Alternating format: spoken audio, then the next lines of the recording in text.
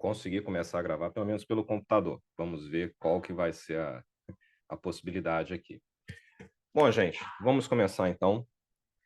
Hoje, nesse sábado letivo nosso aqui, eu já estava com essa intenção já, e já tinha conversado com a Risiel durante algumas oportunidades, assim como outros professores, de estar trazendo um pouco para vocês de uma coisa que às vezes é muito pouco falado durante toda a graduação.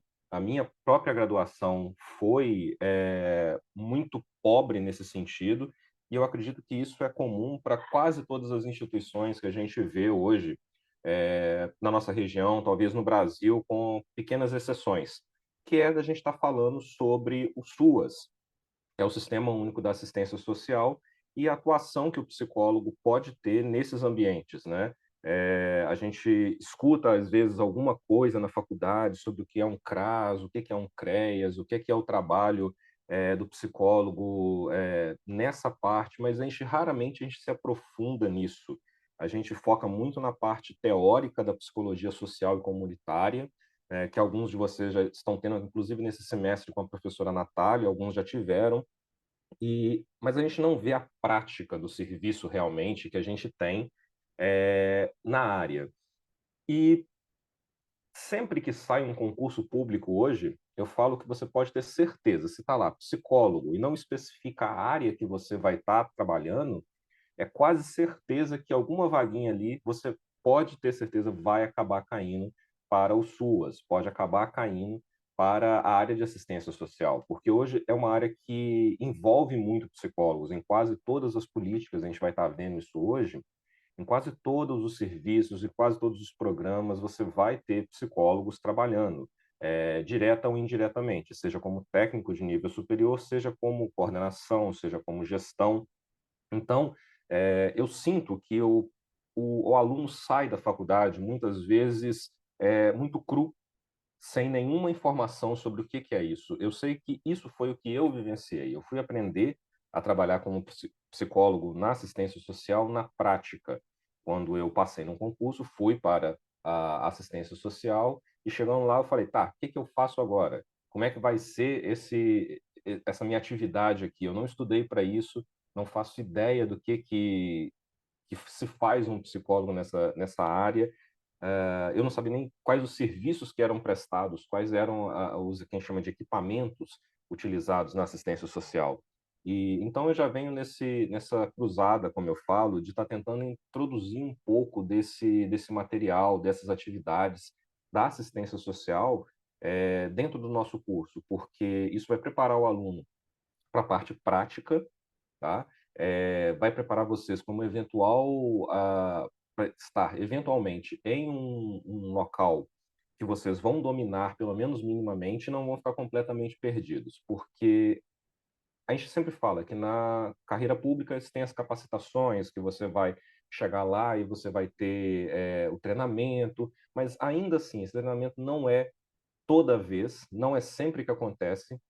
O primeiro treinamento que eu fui ter, de fato, sobre a atuação do psicólogo na assistência social, já tinha quase um ano que eu estava em exercício da minha função.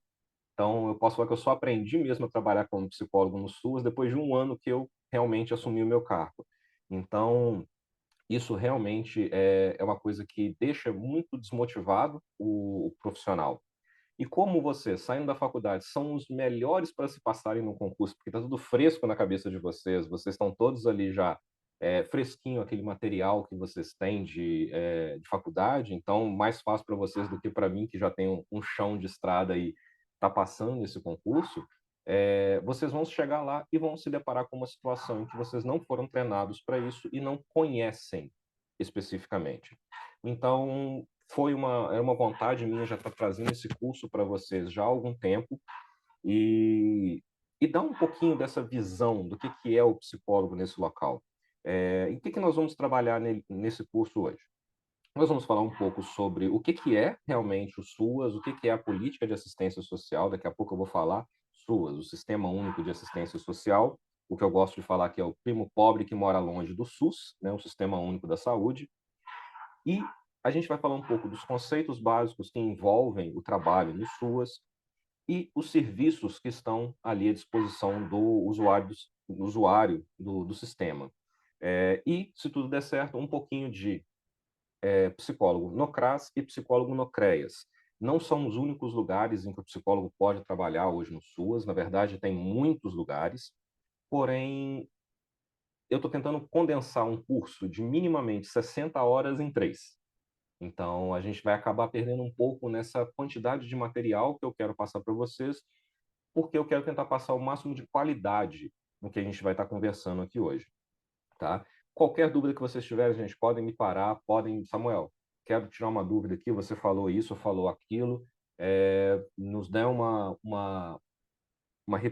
repincelada nisso daí, tá?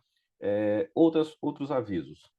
Eu não sou muito fã de aulas online, tá? Prefiro olho no olho, prefiro a cara na cara ali para a gente conversar bastante, trocar ideia. Mas esse modelo é melhor para o aluno no dia de sábado, é melhor para a gente conseguir envolver o máximo de pessoas e fica gravado para depois o aluno que não puder participar ou for de uma sala que não tem a condição de estar aqui hoje, poder estar fazendo também essa aula.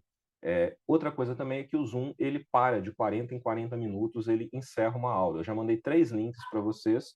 Se precisar, eu mando um quarto link para a gente finalizar, ok? Mas depois eu vou colocando aqui para vocês. Mas dependendo, eu pego um aluno que seja o meu porta-voz aí e vou passando, porque eu não estou nos grupos de salas e tudo mais, ok? Mas vamos tentar encerrar com esses 3 grupos aí, umas pausazinhas aí de 5 minutinhos entre aula e aula para a gente poder tomar um café e fazer alguma coisa. O meu café já está aqui do lado. Então, gente, vamos começar de fato. E não tem como a gente não falar um pouco da questão histórica da proteção social no Brasil. Tá? Quando a gente fala de assistência social, a gente tem que entender que, para além do serviço que a gente presta para aquele local, aquela situação, a gente também está falando sobre uma luta histórica que existe, não só no Brasil, mas como em todos os locais onde que a gente tem uma sociedade que preze pelo desenvolvimento humano e pela proteção de seus membros. Então, toda sociedade humana que desenvolver alguma forma de proteção aos seus membros mais vulneráveis, e aí a gente tem que lembrar que vulnerabilidade não é só pobreza, mas a gente vai ver esse termo, o que significa vulnerabilidade daqui a pouco. Toda sociedade que vai prezar para desenvolvimento da sua sociedade, como país, como região, ele tem que pensar em formas de proteger aquele elo mais fraco daquela cadeia, aquelas pessoas que normalmente não conseguem usufruir de todos os bens que a sociedade tem para colocar. Isso, gente, eu falo para além de discussão política, se é socialismo, se é comunismo, se é capitalismo, em toda sociedade. Não existe que eu tenha conhecimento de uma sociedade em que não existem membros mais vulneráveis dela. Tá? Utopicamente, nós queremos que todos tenham as mesmas condições, tenham as mesmas capacidades de gerir a vida, de conseguir realmente ter a condição de viver de forma digna. Mas a gente sabe que em toda a sociedade nós temos as pessoas que estão numa situação mais vulnerável, até mesmo por situações, por exemplo, de calamidade pública, que não tem nada a ver, por exemplo, com uma questão financeira. Ocorreu uma enchente, nós tivemos aqui em Ubá, no ano de 2019, 2020, se eu não me engano, enchentes que colocaram pessoas que até então não tinham essa ideia de vulnerabilidade em situação de vulnerabilidade. Porque a água veio, encheu a casa dessas pessoas, pessoas às vezes de classe média, que viram bens e mais bens sendo perdidos. E até mesmo para essas pessoas que têm uma condição financeira talvez um pouco melhor, a perda daqueles bens, a perda de um carro, pode afetar muito. Então, ela se coloca numa situação de vulnerabilidade. Então, vamos tirar da nossa cabeça que é só pobre que é vulnerável. Não é isso, tá? E todas as sociedades, ela tem uma forma de tentar proteger essa pessoa. Algumas sociedades têm algo mais bem estruturado, algumas outras sociedades não têm algo estruturado. Por exemplo, quando nós falamos da atual situação do Brasil, nós temos um sistema único de proteção social, que é o Sistema Único da Assistência Social. Tá? Outros países acabam por não ter esse tipo de serviço, então eles prestam proteções esporádicas. O Brasil já tem hoje, por exemplo, esse desenvolvimento já bem acima de outros países até desenvolvidos, assim como é o nosso SUS, que é modelo para o mundo inteiro. Tá? Pode ter suas deficiências, pode ter suas dificuldades, mas ainda o modelo SUS é um dos melhores, se não o melhor que existe, desculpa, que existe no mundo. tá? Agora, o que que essa proteção social supõe? Ela supõe que, além da oferta de bens materiais, como eu falei, os benefícios que a assistência social normalmente é conhecida por Bolsa Família, benefício disso, benefício daquilo, para além dessa oferta desses bens materiais, outra coisa que também tem que ser associada com assistência social, que é o acesso a outros bens de cunho cultural, político, econômico, social e simbólico. É fazer o pertencimento desse usuário, colocar ele numa sociedade em que ele pertence a ela e tem essa sensação de que faz parte daquela sociedade e que ele vai realmente poder integrar essa vida social que acontece ao redor dele, mas como ele também tem uma voz ativa, é o empoderamento do usuário do serviço. Tá? Duas questões que eu quero colocar para vocês é que, uma, quando eu falo usuário, é uma mania minha, eu peço desculpas para vocês, a gente sempre ouve a palavra usuário, a gente já remete, talvez, imediatamente a usuário de álcool e drogas, usuário de substâncias, mas quando a gente trabalha na assistência social, é muito comum a gente falar usuário, porque é usuário do serviço, tá? Da mesma forma como a gente fala paciente na clínica, cliente, a gente fala na assistência social, usuário, usuário do serviço socioassistencial, tá? Então, quando eu falo usuário para vocês, por favor, não remetam ao usuário de álcool e outras drogas. O usuário que eu falo é o usuário do serviço, ok? Segundo ponto, esse, esse essa apresentação de hoje, eu vou focar bem pouquinho na parte teórica, como eu disse. Vocês já tiveram a disciplina de psicologia social comunitária ou estão tendo essa disciplina, então ela já vai abordar a parte teórica, que nós vamos usar muito, vai ser muito importante para o trabalho, para o entendimento dessa sociedade. Mas eu não quero trabalhar aqui hoje, porque senão a gente já vai ter um tempo curto para falar de tudo. Se eu for falar dessa parte ainda teórica, a gente vai ficar aqui, a gente não sai daqui hoje, ok, gente? Então, voltando aqui, quando eu falo que esse usuário do serviço, essa pessoa, ele tem que ter essa sensação de que ele faz parte da comunidade, que ele faz parte daquela sociedade, que ele tem voz ativa, isso é o princípio básico da proteção social. É mostrar para aquela pessoa, olha, você é importante, você tem o seu local de espaço, local de fala, e a gente quer ouvir você. Porque durante muito tempo isso foi simplesmente algo político. Eram os políticos, isso eu falo em 1900 para cá, né? Eram os políticos, eram as pessoas de destaque que definiam quem era cidadão, quem que era o pobre naquela sociedade, tá? Se ele tinha voz, se ele não tinha voz, era outra pessoa falando por você. E a assistência social atual, a gente pressupõe que essa pessoa tem todo o direito de estar ali. Pressupõe, na verdade, não, ela tem todo o direito de estar ali naquele local e contribuir para a comunidade, tá? Então, a gente trago para vocês um termo chamado questão social. Questão social é um termo que a gente importa na psicologia da área de serviço social.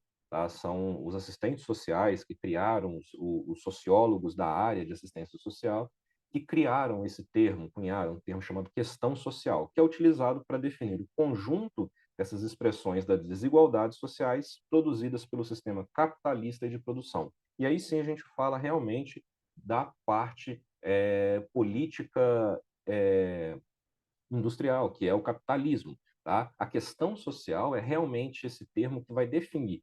São um conjunto de desigualdades que hoje nós vivenciamos por conta desse universo que nós vivemos, tá? De necessidade de compra, trocas, proletário. Tá? Também não vou entrar aqui na parte histórico, cultural, outro professor pode ser muito mais assertivo ao falar isso.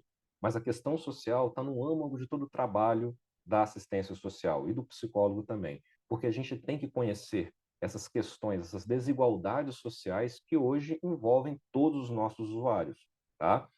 Nós vamos ter desigualdade financeira, desigualdade de gênero, desigualdade de acesso a benefícios, acesso a bens culturais, tá? Na nossa Constituição Federal lá nós temos, e na Declaração de Direitos Humanos, os direitos básicos, direitos à educação, direito à saúde, direito ao lazer.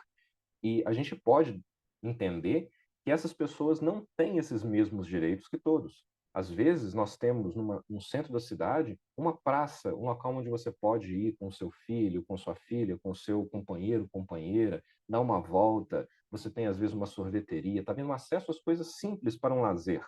Enquanto que, às vezes, em algumas comunidades, você não tem isso, você não tem uma área verde para você, que já é sabidamente conhecido como uma área de desenvolvimento humano, né? Tanto que quando a gente faz o índice de desenvolvimento humano de uma cidade, a gente vê quantas árvores por habitante existem, para vocês terem uma ideia. Então você pega aquela comunidade isolada, que é só as favelas, principalmente, que não tem, às vezes, uma árvorezinha plantada e que você tem que reconstruir aquele ambiente para dar para essa pessoa também lá uma visibilidade social e uma característica mais de gostar daquele lugar onde ele está. É a qualidade de vida dentro do ambiente. Então, a questão social, gente, ela é todas essas desigualdades, tá, que são produzidas pelo sistema e que a gente tem que combater.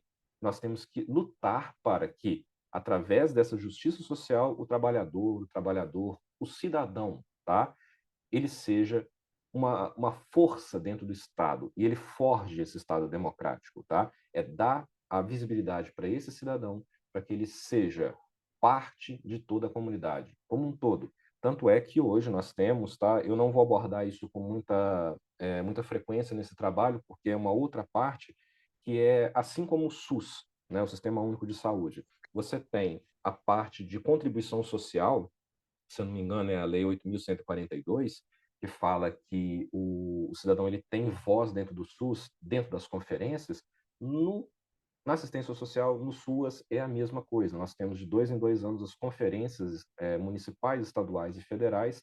Esse ano está sendo o ano de conferência, em que os próprios usuários são convidados a estarem participando e fazendo propostas de melhoria do serviço a nível municipal, estadual e federal. E isso, no final, é entregue ao presidente e ao secretário e ao ministro de Desenvolvimento Social para que eles possam levar em consideração e moldar as políticas com base no que os próprios usuários falaram, tá? Isso é uma luta por justiça social. Isso é colocar quem mais precisa daquela política ali fazendo a política também, tá, gente? Isso é só um inicinho da história, tá? E continuando aqui, a gente tem, infelizmente, no Brasil, uma história de abolição da escravidão, por exemplo, e luta por direitos universais muito tardia. Então, isso começou no Brasil também, essa luta pelos direitos do cidadão, dessa inclusão nele, nesse momento de debate, muito tardiamente. Para vocês terem uma ideia, quando a gente fala em assistência social, a gente pensa que isso já existe há muito, muito tempo. Não, na verdade, a primeira organização de fato da assistência social que veio a existir no Brasil, ela só começou a existir em 1947, que surge, que é o que a gente chama de uma política pública de assistência social, desculpa, gente, é a LBA, Legião Brasileira de Assistência, que era uma legião, né, um grupo formado para ajudar as famílias dos expedicionários, que eram as pessoas que tinham ido para a guerra do Brasil e tinham falecido na guerra, então eles criaram essa legião, esse grupo, para ajudar essas pessoas que tinham sofrido com a morte de um parente na guerra. Depois isso se tornou algo mais abrangente, que abrangia a sociedade como um todo, entre aspas, tá? E normalmente era vinculado a grupos religiosos e a iniciativas filantrópicas, grupos filantrópicos que faziam isso, tá? Então não tinha ainda uma abrangência governamental, por assim dizer, não existia um fundo, uma verba para esse público destinado. Em 47, pós-guerra, o mundo todo desestruturado e a gente ainda não vê uma assistência social forte, tá? A gente vê uns grupos, tanto é a LBA, quanto outros pequenos grupos que faziam esse tipo de atendimento, que faziam esse tipo de trabalho com as pessoas de baixa renda, principalmente de baixa renda. Não tinha-se aqui ainda a visibilidade de pessoas com dificuldade de acesso a bens ou cultura, não, eram pessoas de baixa renda, pessoas que viviam na pobreza, em que a gente pegava e ajudava, de forma que a gente chama de assistencialismo, né? A pessoa não estava pedindo, você tá, acho que você precisa, tá aqui o que você mais quer, tá? Então isso era algo muito desestruturado, era uma boa ação, vamos colocar assim, sim, mas aquela boa ação provavelmente com fundos ainda políticos e religiosos, que a gente sabe que muitas vezes não se estrutura da forma como uma política pública deve ser estruturada. Na esteira disso, e a gente vê isso até os dias de hoje, de certa forma, tá? E talvez eu falando, vocês vão conseguir entender um pouco na realidade de cada cidade de vocês, ou até mesmo a nível de governo estadual e federal. Não é minha ideia aqui fazer nenhum tipo de discurso político, tá, gente? Já me perdoem se isso ficou parecendo, mas nós temos até hoje, mas surgido nessa época de 47, o que a gente chama de primeiro-damismo, tá? Que é uma forma de gestão de política pública, não só da assistência social, mas principalmente da assistência social, que é baseada principalmente nas esposas dos governantes. Tá? Elas que exerciam as ações de assistência social, de caridade, de filantropia. Era dado, né, como elas não tinham cargos, às vezes, específicos no governo, era normalmente dado para elas o cargo de primeira-dama da instituição tal, e que essa instituição ela vai fazer caridade. Tá? Então, ficou muito vinculado à primeira-dama, as mulheres, as esposas dos presidentes, dos governadores, dos prefeitos, a função de trabalhar o assistencialismo na comunidade. Era ela que levava a cesta básica, e se vocês não percebem, isso é uma forma até de política partidária mesmo, porque isso dá visibilidade também para o atual governante. Então, era uma forma de fazer isso ao mesmo tempo de se falar: olha, temos aí já uma política de assistência social, temos aí uma política do governo dando essa ajuda ao mais necessitado. Só que isso era feito de uma forma, novamente, sem uma estrutura fixa, sem uma estrutura técnica por trás disso, e muito na base do: olha, eu vou dar para aquele público que pode eleger novamente aquele governante, seja ele qual for. E aqui eu não falo de direita ou de esquerda, isso aconteceu e acontece em todos os governos, desde 47 até os dias de hoje. Tá? Tanto é que nós vemos até hoje as primeiras damas como figuras muito imponentes nos governos. Hoje com uma roupagem talvez um pouco diferente. Hoje não tanto associado só com assistência social, apesar de ainda com assistência social, mas a gente vê o primeiro damismo emergente ainda que nós temos. Mas que fique claro, esse primeiro damismo ele foi um movimento, principalmente no início da assistência social, que foi dado à primeira-dama o poder e o governo da assistência social. E isso a gente continua ainda vendo de uma forma ainda muito precária. Tá? Foram períodos de necessidade, foram períodos de crescimento da assistência social, mas ainda assim foram períodos em que a gente tem que visualizar que eram o que chama de assistencialismo. A pessoa só recebia aquilo mínimo para que ela pudesse existir.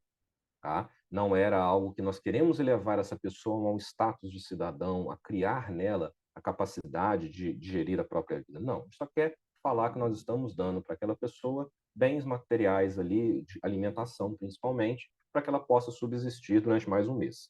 Não estou falando ainda em trabalhar a sociedade e fazer uma proteção social de fato. Simplesmente não deixar que aquela sociedade entre em colapso. Tá? E junto com isso, junto com o termo de primeiro-damismo, é interessante a gente entender o que significa cidadania regulada, porque isso, por exemplo, vai ser algo que vai ser abolido bem recentemente. Imagine você, hoje eu acredito que uma grande parte dos nossos alunos, eles trabalhem, eles tenham um emprego para fora da faculdade, porque isso é uma necessidade, uma característica do estudante atual. Mas quando eu estava estudando, principalmente, eu trabalhava, mas eu tinha muitos colegas de faculdade que só estudavam, que eram só estudantes, já com 20, 22, 23 anos, até mais, e só estudavam, tá? Nenhum problema nisso também, tá, gente? Longe de mim criticar isso. Mas, por exemplo, para um modelo de cidadania regulada, esse é um conceito político-social onde que só o trabalhador tem o status social de cidadão. Para a cidadania regulada, que isso aí foi criado também em meados da década de 40, só tinha direitos de cidadão de fato, de forma implícita, não explícita, quem tinha e contribuía como trabalhador. Tanto é que quem aí for um pouco mais experiente em idade lembra do INPS, que era o antigo INSS, né? E o SUS surgiu através disso, que o INPS o SUS era, entre aspas, antes de virar SUS, era um plano de saúde do INPS. Só tinha direito ao SUS quem contribuía como trabalhador. Se você não trabalhasse, se você não pagasse a guia do INPS, você não tinha direito a trabalhar, tá? Gente, já estou tendo um aviso aqui que em 10 minutos acaba a nossa reunião. Acabando, a gente dá uns 2 minutinhos e a gente vai para o segundo link, tá ok? E depois eu já vou passar o quarto link para vocês aqui. Eu vou passar para alguns que eu já tenho aqui os nomes. E a gente, se precisar, a gente faz uso nele depois, ok? Mas vamos continuar. Essa cidadania regulada, então, ela é muito desse termo, de que se você não é trabalhador, se você não contribui para a sociedade, você não tem direitos. Tá? Então, se a pessoa não tem um emprego, ela não tinha esse mesmo status social, então ela não tinha como acessar certos benefícios que a sociedade tinha. Então, essa cidadania regulada que vem, né, da década de 40, ela vai ser esse tipo de situação em que, olha, você contribui, você faz parte da sociedade como um membro ativo, como alguém que presta algum serviço, você retorna aquilo que você ganha no seu salário para a comunidade? Se sim, você tem direito ao SUS, você tem direito à assistência social plena, você tem direito a uma série de benefícios culturais, tal. Mas se você não faz isso, se você não tem um emprego, se você não contribui para a sociedade, quer dizer então que você não tem direito à saúde universal, você tem direito só a alguns benefícios da assistência social, tá? No máximo ali alimentação se você estiver caindo de fome, tá? Então isso, gente, se tornou algo que é muito diferente do que nós temos na visão atual, tá? Hoje nós vemos toda e qualquer pessoa como um membro da sociedade. A assistência social, o SUAS, ele tem uma característica de ser benefícios não contributivos, da mesma forma como o SUS, tá? Você não precisa de contribuir nada para ter direito ao acesso a ela, tá? Só passar um slide para ver se eu coloquei aqui. Não, não coloquei, mas só para vocês terem uma ideia.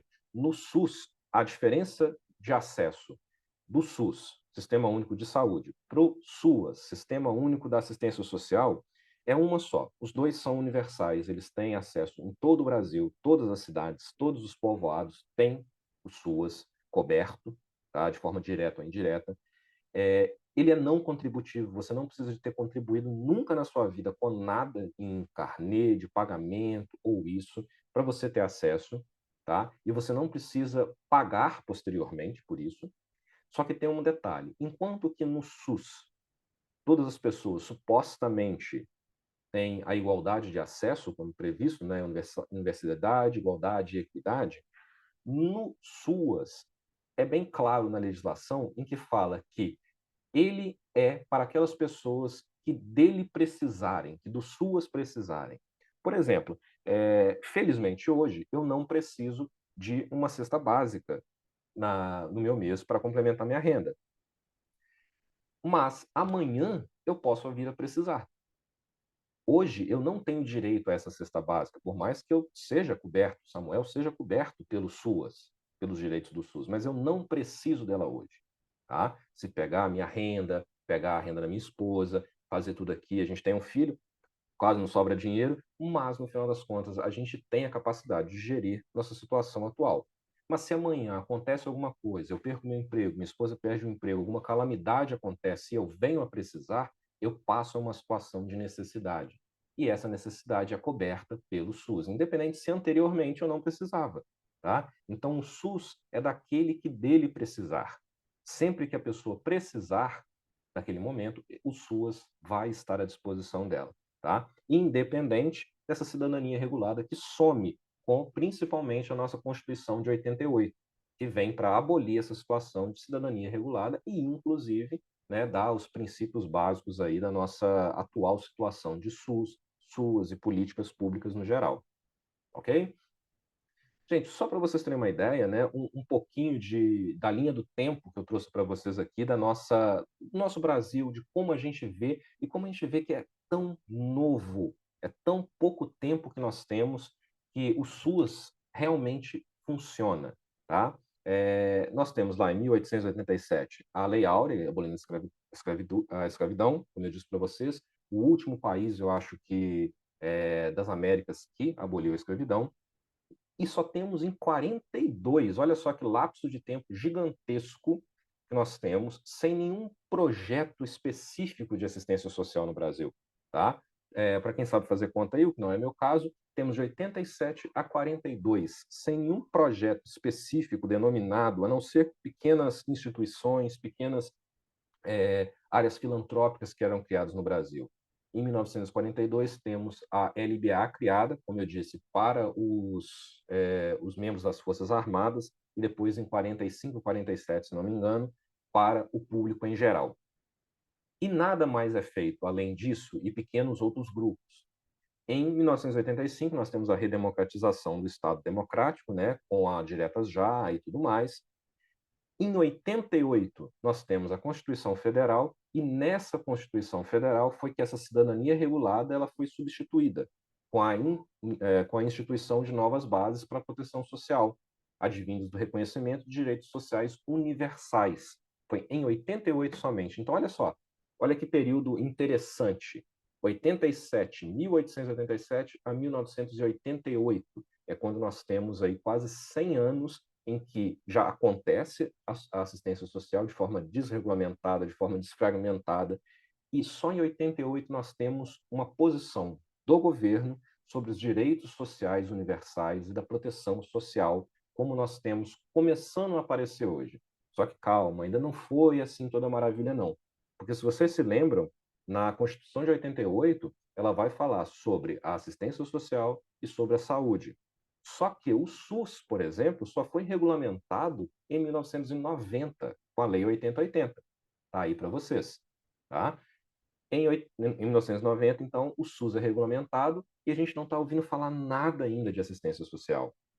Só em 93, olha lá, já 5 anos depois da Constituição Federal, 3 anos depois do SUS ser regulamentado, não estou falando nem instituído, não, regulamentado, é que sai a LOAS. A LOAS, gente, é a Lei Orgânica da Assistência Social, tá? Assim como o SUS tem também a Lei Orgânica do SUS, que eu esqueci de colocar aqui, se eu não me engano, foi de 1989, a Lei Orgânica da Assistência Social, que cria a assistência social no Brasil, só foi feita em 93. Pode parecer relativamente antigo para os que nasceram nos anos 2000, mas para uma política pública, para uma política tão importante, isso faz muito pouco tempo. É uma política jovem, assim como o próprio SUS. Mas não, gente, a LOAS, ela, apesar de ter instituído realmente a assistência social, ela meio que não criou nada. Ela começou a criar algumas coisas, mas o SUAS mesmo só foi regulamentado sobre os seus serviços, os benefícios que ele vai prestar, todo esse tipo de coisa só em 2004, 11 anos depois da sua lei. E foi o quê? 14 anos, 16 anos, 14 anos da sua promulgação na Constituição Federal. Então, só em 2004 nós temos realmente a regulamentação do SUAS, que é falar, olha, o SUAS ele é composto por esse tipo de serviço, esse profissional que vai estar fazendo parte das equipes, nós vamos trabalhar dessa e dessa forma, só em 2004. Então, gente, nós temos aí fazendo 20 anos, ano que vem, que o SUAS, o Sistema Único da Assistência Social, ele realmente é regulamentado e passa a existir com a configuração que nós temos hoje no Brasil. E isso é muito pouco tempo. Isso é um tempo que, se a gente for colocar no papel, mal dá para estruturar o serviço como nós queremos que ele seja estruturado hoje. Então, quando a gente tem críticas ao serviço de assistência social, quando a gente tem críticas a essa situação, às vezes, de assistência aos mais necessitados no Brasil, a gente tem que lembrar disso. A gente tem que lembrar que o nosso serviço ele é muito recente, está engateando ainda, é uma criancinha, tá? Mas eu acho que ele vai longe. Gente, está dando menos de um minuto aqui para mim. Eu vou parar a apresentação e retorno no link 2 em alguns minutos, tá ok?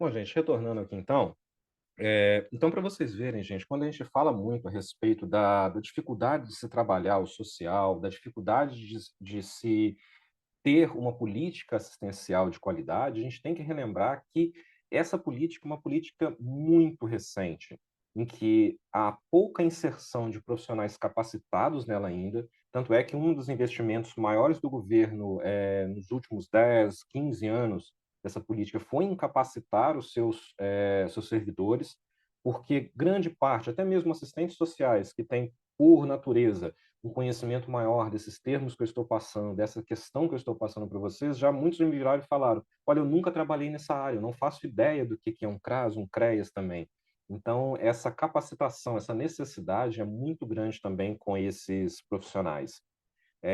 Eu vejo hoje que nós estamos caminhando para um modelo de assistência social que ainda muito pouco financiado, ainda muito subvisto pelo governo, mas que com o devido tempo eu acredito que a gente chegue lá. Mas tocando nesse assunto, principalmente de financiamento, isso é uma coisa que é importantíssima, porque não se faz política pública hoje sem dinheiro, tá? Cada vez mais nós estamos arrecadando verba, nós estamos arrecadando dinheiro do contribuinte e a gente tem que trabalhar isso com uma forma de retorno para esse contribuinte, para essa pessoa e para toda a população de forma geral. E o que a gente percebe é uma queda sistemática, por exemplo, no investimento nessas áreas. E aí eu vou dar para vocês um panorama, gente. Não sei se ficou bom para vocês verem aí. Eu fiz uma pesquisa rápida no Google e peguei algumas verbas que são destinadas a nível federal, estadual e municipal, tá? É só um parâmetro, eu não tive como dar uma verificada a fundo nessas verbas, mas eu vou tentar dar uma esmiuçada nelas para vocês. Mas só para vocês terem uma ideia, a verba federal dada para saúde, educação e social ao longo dos últimos anos, nós temos de 2020 a 2023, 4 anos. Olha a diferença que vocês vão poder perceber. A saúde, em 2023, recebeu 149,9 bilhões de reais do governo federal, a educação, 144,5 bilhões, e o social, a assistência social, só 64,7 bilhões, sendo que desse valor nós temos também o Bolsa Família, que come uma parcela gigantesca desse valor. Sendo bem sincero, provavelmente quase metade desse valor aí é para o custeio, às vezes, do Bolsa Família. Longe de mim criticar esse programa, tá, gente? É um programa muito necessário, mas a gente sabe que é um programa que tem um custo muito grande para o governo e acaba que, com isso, você tem praticamente só metade dessa verba, digamos, 30 bilhões para custear os serviços no Brasil inteiro. Pagar profissional, ajudar em custos de manutenção de equipamentos. Lembrando que toda política pública no Brasil, como no SUS também é no SUAS, é tripartite, ou seja, vem verba federal, estadual e municipal para aquela política, tá? Não em proporções ideais. E, gente, diferente de saúde e educação, não existe uma lei que impõe ao governo uma porcentagem de arrecadação, igual, por exemplo, na saúde e na educação tem. Na saúde, se eu não me engano, era 35% do PIB, da verba de arrecadação a nível federal e 25% a nível estadual, algo desse tipo, que tinha que ir obrigatoriamente para a educação. O social não tem essa mesma lei. Tá? Então, se, por exemplo, o governo não quiser dar nada esse ano, ele não vai dar nada. Tá? E você vê que existe uma queda sistemática ao longo dos anos que está acontecendo. Tá? A nível estadual, a gente também tem aí em bilhões, 2023, 12,8 bilhões para a saúde, 13 para a educação e só 2,8 bilhões para o social. O governo do estado de Minas Gerais, tá, eu esqueci de colocar aqui, a verba estadual é de Minas Gerais, ele já vem com um valor muito baixo, tá? Aumentou aí 0,1 bilhão de um ano para o outro, mas a gente vê um valor muito baixo, muito aquém do que é realmente necessário para o trabalho do social. E o que eu achei de verba do município de Ubá, eu tenho quase certeza que está incorreto, porque essa verba do município de Ubá provavelmente é a que vem dos governos federal e estadual para o trabalho. Eu acho que isso não é a verba que o município de Ubá disponibiliza, tá? Mas só para vocês terem uma ideia, em milhões, a saúde de Ubá gasta 28,2 milhões, a educação 22,5 milhões e o social só 4,8 milhões. Tá? Eu tenho quase certeza que, como eu disse, isso está enganado, porque no ano de 2021, 2022, se eu não me engano, quando eu estava aqui na prefeitura de Ubá, eu sei que a prefeitura tinha um total para ser gasto no ano de 10 milhões, que foi um acordo que o prefeito tinha feito. Tá? Então, isso provavelmente é a verba que vem do Estado, vem do federal para o município de Ubá. Mas ainda assim, temos a discrepância gigantesca entre a verba que é dada para saúde e educação, não tirando a importância desses, longe de mim fazer isso, mas a equiparação é necessária, uma melhora nos serviços. Pensem o seguinte, o Ubá tem uma gestão de assistência social muito grande. Nós temos 5 CRAS, CREAs, nós temos 3 abrigos municipais. Tudo isso gera um gasto enorme. Nas contas públicas de Ubá, isso é acesso pelo portal da transparência. Para vocês terem uma ideia, um abrigo de Ubá deve ter o custo mensal entre aluguel, custo com pessoal, manutenção do equipamento, de 60 a 90 mil reais por mês. Então, pensem que isso é muito dinheiro. São 100, 200 mil reais por ano que um local gasta. Um local. Pensem que nós temos vários. Nós temos secretaria, nós temos 5 CRAS. Será mesmo que essa verba é o suficiente para pagar todo esse pessoal, expandir serviço, dar benefícios e fazer a política? Isso é uma crítica que eu faço, que a gente tem que sim trabalhar um investimento também nessa área. Não adianta querer fazer política com simplesmente boa vontade. Tá? Por melhor boa vontade que tenhamos os servidores, os políticos por trás disso, sem o investimento na política de forma sistemática, a gente não vai sair do lugar. Tá? Então, agora acabamos um pouquinho essa parte histórica, então a gente vai entrar um pouco, talvez, mais na parte prática aqui. Eu quero trazer para vocês um pouco sobre o que é esse SUAS. Eu falei tanto essa sigla, que é o Sistema Único da Assistência Social, mas o que é que ele é composto, como que ele funciona e onde que está o psicólogo no final das contas. Tá? A melhor parte eu deixei por último. É bom também que a gente faz aqui, depois a gente entra num debate também, eu acho que fica interessante. Tá? Mas para você, só umas indicações aqui a princípio. Todo profissional que passar num concurso vai para o SUAS, vai para a assistência social, obrigatoriamente ele tem que passar o olho em alguns documentos. Não tem como, tá? O primeiro deles sendo a Lei 8.742, de 93, que é a LOAS, Lei Orgânica da Assistência Social. Acabo cortando aqui embaixo na imagem o nome dela, mas se vocês pesquisarem pelo nome da lei, é nessa lei que você vai ter todos os serviços, vai ter tudo bonitinho esquematizado ali, e, inclusive, é nessa lei, com as modificações que vieram depois, que você vai achar sobre o Bolsa Família e sobre o tão falado BPC, que ninguém chama de BPC, todo mundo chama de LOAS, mas o nome é errado, tá? O LOAS, o benefício LOAS, que muito se falado, principalmente a nível de INSS, ele tem esse nome porque ele foi criado dentro dessa lei. Mas o nome dele, na verdade, é BPC, Benefício de Prestação Continuada, que é basicamente, gente, trocando em miúdos, já que eu não vou abordar isso para frente, um benefício que ele é criado para pessoas que não contribuíram para o INSS, ou seja, novamente, é um benefício não contributivo. Eu não tenho que dar nenhuma contrapartida financeira para o Estado para eu recebê-lo. Tá? É um benefício que é dado às pessoas de duas formas. Para aquelas pessoas portadoras não, desculpa, gente, pessoas com deficiência, tá? Que comprovem impossibilidade para o trabalho, tá? A pessoa não tem condição, através de laudos médicos, da mesma forma que o INSS faz para uma perícia médica, para a concessão de benefício deles, a pessoa passa por essa avaliação e é constatado que ela não tem condição de trabalhar devido àquela situação em que ela se encontra. Beleza, ela vai receber esse benefício, que é de um salário mínimo, não existe 13º nem férias, tá? E ela vai receber como um benefício, benefício de prestação continuada. Esse benefício da pessoa com deficiência, BPC, PCD, ele deve ser revisto de 2 em 2 anos, passado novamente por junta médica e tudo mais, para ver se ele realmente continua na necessidade.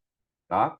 A segunda forma desse benefício é o BPC idoso, que é para toda pessoa que não contribuiu para o INSS e fez 65 anos. E isso, gente, é muito importante.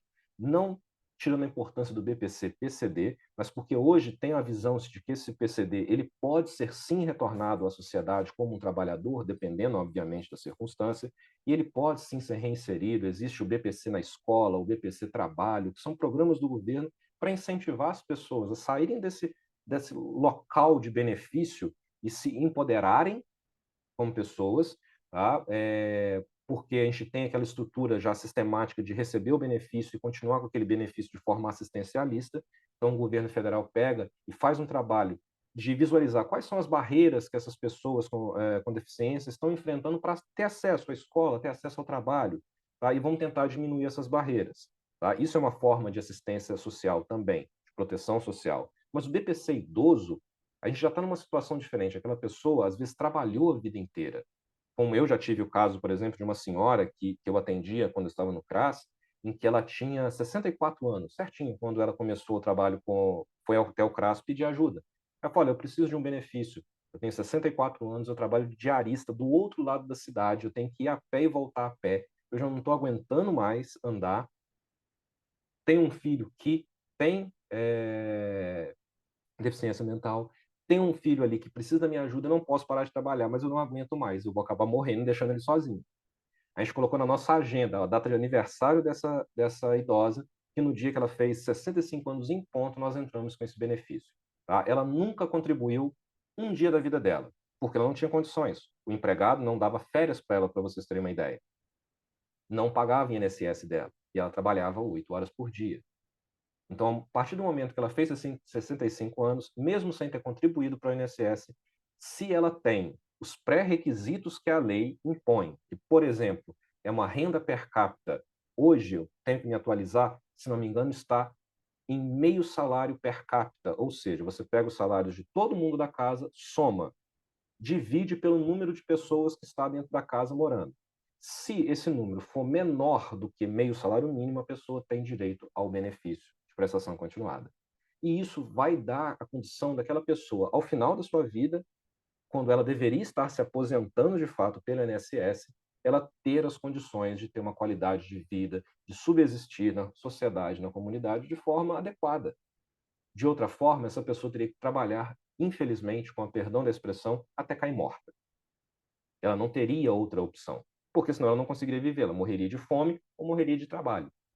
Então, esse benefício ele vem com essa intenção, não de dar muletas para as pessoas, como já foi muito anunciado, mas sim dar uma qualidade de vida ao final da vida, por exemplo, para o idoso, sendo que ele sim trabalhou a vida inteira, contribuiu com a sociedade, só que não teve as mesmas oportunidades, talvez, que eu ou todos vocês, de termos minimamente a carteira assinada para o INSS no final da nossa vida, dar o nosso salarinho, tá? Então, isso é muito importante. Essa talvez seja a parte mais importante da Lei 8.742, da LOAS. Mas, dentro disso, ela também vai trabalhar o que é o SUAS. Foi criado ali, já vai falar sobre o que é o CRAS, sobre o que é tudo isso. Só que, infelizmente, ela demorou muito tempo, como eu disse para vocês, 11 anos para isso realmente sair do papel, tá? Então, fora ela, o que a gente tem que estudar um pouquinho mais na assistência social para a gente fazer um trabalhinho legal? Esse segundo material talvez seja o segundo mais importante, se não o mais importante da parte prática, que é a Tipificação Nacional de Serviços Socioassistenciais, ou comumente chamada tipificação. Tá? É nele que vai estar de forma resumida, tá? E a gente vai trabalhar com ele provavelmente o resto dessa aula, de forma resumida, todos os serviços da assistência social que são tipificados. O que são serviços tipificados? Serviços que têm que acontecer. Serviços que, dado, obviamente, o porte do município, o status da gestão, se é gestão plena, se é gestão básica de serviços, eles têm que acontecer. E tem que acontecer no formato que está ali, com todos os direitos que estão ali previstos, com todas as ideias que estão de funcionamento, com todos os profissionais que vai ter nele e no outro documento que eu vou mostrar para vocês aqui. Então, é ele que vai realmente esboçar as características do serviço que a gente está ali para ver. Tá? Então, se tá beleza, estou falando de CRAS, o CRAS está ali dentro. O CRAS tem que ser composto assim, assim, assado, as equipes do CRAS assim, assim, assado. Quais os direitos que os usuários têm ao acessar o CRAS? Direito de acolhida, direito de benefício, direito disso, direito daquilo. Está tudo aqui. Então, eu falo com vocês, se vocês não querem ler mais nada do SUS, para vocês entenderem o funcionamento dele, leiam a tipificação. Tá? Ele é um documento que ele não é parecido com outros, como eu vou passar para vocês, que está escritinho, está a teoria. Não, ele vai ser nu e cru falando com vocês o que é que tem que ter. Ponto final. Tá? Seguindo ele, nós temos o companheiro dele, que é a NOB-RH-SUAS, que é a Norma Operacional Básica de Recursos Humanos. Tá? Esse documento, não precisam de ler, ele é mais para consultas esporádicas, porque é nele que vai constar principalmente as equipes e o que cada pessoa na equipe tem que fazer. Então, por exemplo, quando a gente tem qualquer equipamento, o SUAS, a gente fala em equipe de referência, tá? Instituiu-se até mesmo para, eu acho que, um pouco de autoestima da política, que não se fala em equipe mínima, tá? A gente nunca vai falar, os vícios de linguagem estão aí, mas a gente tende a nunca falar equipe mínima de atendimento, e sim equipe de referência, porque a gente quer sempre extrapolar o mínimo, a gente quer sempre ter mais que o mínimo, tá? E não existe equipe mínima de fato, existe a equipe que a gente precisa para estar funcionando o equipamento. Então, por exemplo, eu tenho um CRAS de uma cidade como Visconde do Rio Branco, por exemplo, cidade que eu atuei durante muito tempo, que é um CRAS de uma cidade de porte pequeno 2, tá? Até 40 mil habitantes. E a gente tem várias cidades de porte pequeno 1 e pequeno 2 na nossa região. Ela tem uma equipe de referência que ela é composta por, gente, desculpa, está passando, eu acho que um trenzinho aqui perto de casa. Não sei se está para vocês ouvirem, mas está muito barulho aqui agora. Mas vamos tentar aqui. O CRAS, de uma equipe de referência básica. Ele é composto por serviço 1, coordenador, psicólogo, assistente social, técnico de nível médio. Sendo que assistente social e psicólogo, por exemplo, são técnicos de nível superior. Então, eles têm que ter essa formação, esse nível de experiência, isso, isso, isso. Técnico de nível médio tem que ter assim, assim, assado. Coordenador tem que ter experiência, ser concursado, que raramente acontece, mas tem que ter formação na área de assistência social, psicologia e um outro rol de profissões. Essa no ABRH SUAS vai ser a que realmente vai falar para mim tudo isso. O que cada profissional ali da assistência social tem que ter no seu currículo para ele estar trabalhando. E, gente, o que acontece com muita frequência, é principalmente por questões políticas, quando não há o concurso público, ser colocado pessoas, às vezes, que não têm os pré-requisitos ou não têm os conhecimentos para gerir um equipamento, por exemplo. O cargo de coordenador ou gerente, dependendo da cidade, tem esse nome, mas o que está na NOB é o coordenador do equipamento, ele tem que ter um perfil de gestão da política de assistência social. Tá? Ele não pode ser qualquer profissão, para a gente conversa, tem que ser um cargo de nível superior. Tá? Na nossa região, não vou falar em qual cidade, houveram casos de uma pessoa que foi colocada como coordenador de CRAS, que não tinha ensino superior, dizem que estava em formação superior, mas não tinha título de nível superior. Foi feita uma denúncia no Ministério do Desenvolvimento Social e na SEDESE, que é a Secretaria de Desenvolvimento Social, e junto com o Ministério Público eles estiveram nessa cidade, deram 24 horas para a pessoa ser exonerada, com o risco da cidade ser multada em não sei quantos milhões por dia. Para vocês verem quão grave isso é. Você tem que ter uma pessoa que, além do ensino superior, não desmerecendo quem não tem o ensino superior, mas que esteja planejado, seja apto a planejamento de um serviço. Tá? Então, a NOB RH SUAS vai ser essa cartilha, esse documento que vai realmente embasar toda essa questão. Tá? E, junto com a tipificação, ela vai dar o bloco principal, a fundação de todo o serviço. Ela vai falar, olha, para a gente começar qualquer serviço, a gente tem que ter esses profissionais. Tá? Mas a gente sabe que ser formado em algo não significa nada. Você ser psicólogo, você ter especialização, mestrado, doutorado, é ótimo para o seu currículo, mas, na prática, você consegue traduzir isso em política, traduzir isso em assertividade com o usuário, com o paciente, não adianta nada. Por isso que a gente tem algumas ferramentas para a gente poder utilizar para, além de ser formado, ter a qualificação adequada para aquela atividade. Uma delas é o CREPOP. Aí o CREPOP ela é do nosso Conselho de Psicologia. Tá? O CREPOP é o Centro de Referência Técnica em Psicologia e Políticas Públicas. Não vai falar só do SUAS, tá? Apesar de que eu vejo com certa satisfação que as maiores cartilhas, as melhores cartilhas que o CREPOP faz são da área de assistência social. É muito, muito bom eu ver sempre, quase todo ano, se não poucos em poucos meses, sai algum material novo do CREPOP para CRAS, para CREAS, para a população de rua, para a população LGBT, para a população que sofre discriminação racial. Quase todo ano tem muito material que o CREPOP fala. Então, assim, para nós, psicólogos, não existe local melhor para procurar a respeito da teoria e prática na assistência social do que o CREPOP. Tá? E, até onde eu sei, eu nunca precisei acioná-los diretamente, porque tudo que eu precisei eu achava nas cartilhas dele. Mas alguns colegas que trabalham na área já me falaram que, quando em dúvida, acionaram o CREPOP diretamente, eles têm uma central de atendimento a psicólogos, e tiveram ótimas experiências, que eles são super solícitos, que eles trabalham de uma forma muito fácil de acessar eles, até mais fácil do que o nosso próprio conselho em si, tá? E eles vão mandar documento, vão mandar orientações. Eu acredito, se não me engano, se não me falha a memória, que eles têm até consultoria jurídica também para auxiliar, porque, querendo ou não, na nossa área de assistência social, o envolvimento com o poder judiciário é muito grande, há uma demanda vinda deles de forma muito extensa, então acaba que essa demanda nos coloca numa posição, às vezes, de não saber como negar ou aceitar uma proposta vinda do judiciário. Né? Em uma circunstância, eu recebi, se não me engano, na época eu estava até como coordenador ainda do serviço do CRAS, e eu recebi uma demanda de avaliação psicológica para guarda, de forma muito estranha, porque isso raramente é enviado, normalmente é enviado para estudo social de um idoso que está em situação de vulnerabilidade, isso, aquilo, mas isso chegou de uma forma bem específica, avaliação psicológica endereçada ao coordenador do CRAS, e isso não pode. Tá? Serviços da assistência social não prestam esse tipo de consultoria para o Poder Judiciário, isso é considerado desvio de função, isso é considerado até mesmo falta ética.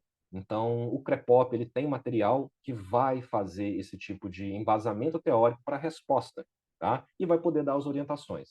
Então, psicólogos e alunos, guardem esse nomezinho, CREPOP, em qualquer política pública, não só assistência social, na saúde, na educação, vocês vão precisar do material deles, tá? Também na área jurídica, eles têm muito material também, principalmente a área penitenciária, tá? Então, eles vão ser muito prolíferos aí em questão de material. Então, o CREPOP é um que é para ser guardado realmente no coraçãozinho aí mesmo, tá?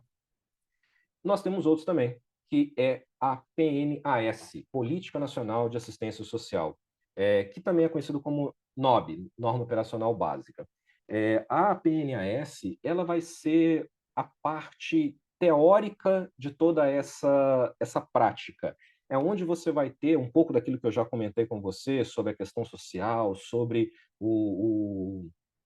a quebra com o primeiro-damismo, com a cidadania é, estruturada, ele que vai dar um pouquinho dessa visão de como a gente saiu lá de trás e o que vai embasar hoje. Toda a ação que nós temos hoje dentro do CRAS, dentro do CREAS, tudo que nós fazemos, nós precisamos ter um embasamento político também nela. Não político partidário, lembrem-se disso, político público.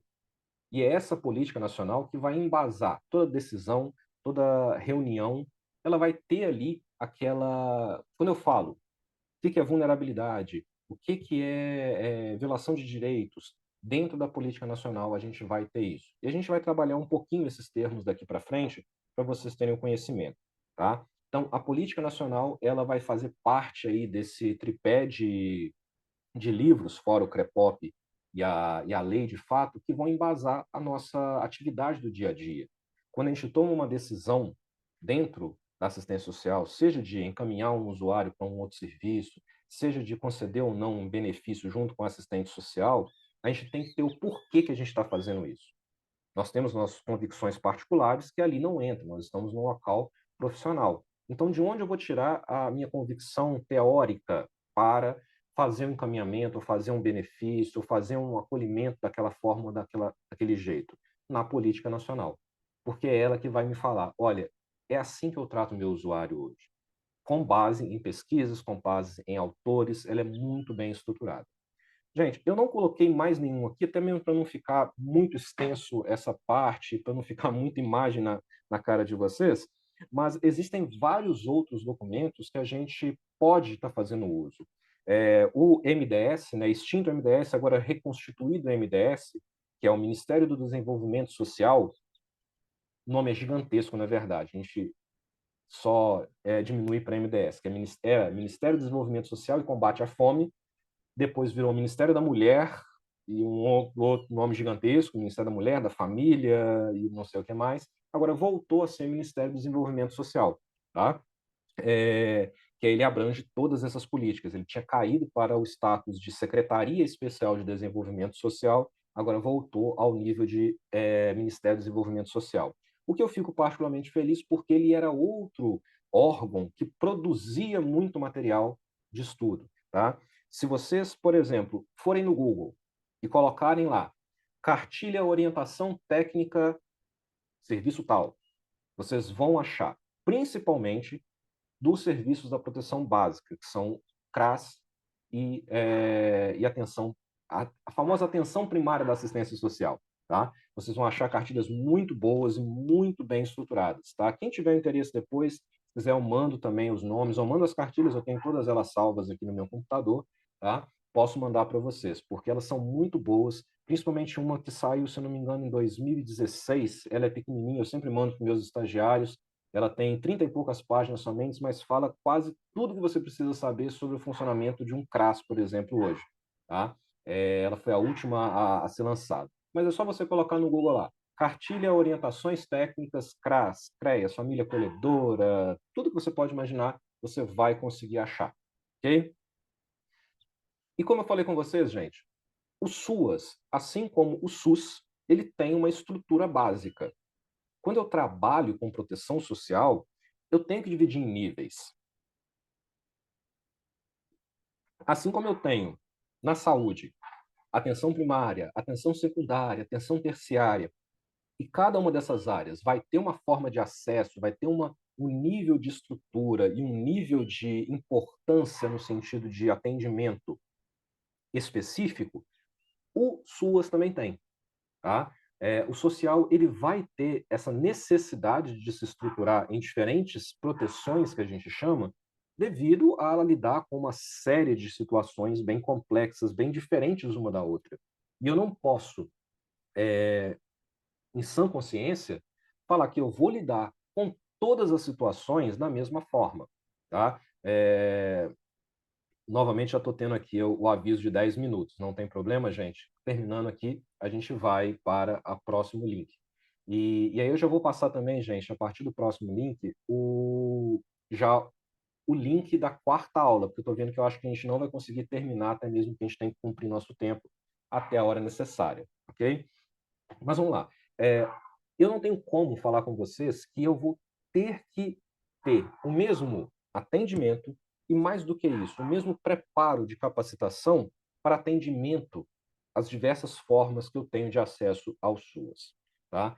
Então, eu preciso, da mesma forma como uma pessoa que está precisando de um antialérgico e uma pessoa que está precisando de uma cirurgia de fêmur não vai acessar o serviço de saúde no mesmo local, ou pelo menos não permanecer no mesmo local de atendimento, eu também preciso de ter essa desvinculação no social. E posso ser culpado de fazer muita propaganda do social, porque é uma política que eu amo, é um local em que eu adoro trabalhar, que me vi pagando a língua, como eu já falei para alguns alunos, que durante minha graduação inteira eu falei que eu não iria trabalhar com social, que eu não quero trabalhar com isso, é o último local que eu quero trabalhar. Foi um dos primeiros locais que eu trabalhei depois de formado, é um local que eu me apaixonei por trabalhar. Não só pelo carinho que o usuário tem com a gente quando a gente faz bem feito o trabalho, mas porque eu comprei a ideia da proteção social ao usuário. Tá? Então, isso é uma coisa que eu posso definitivamente ser acusado de romantismo. Mas uma coisa que eu gosto de falar quando a gente fala de estrutura do SUAS é que, diferente do SUS, para mim ficou muito mais claro, fica muito mais claro a divisão das proteções e onde cada usuário vai ser atendido.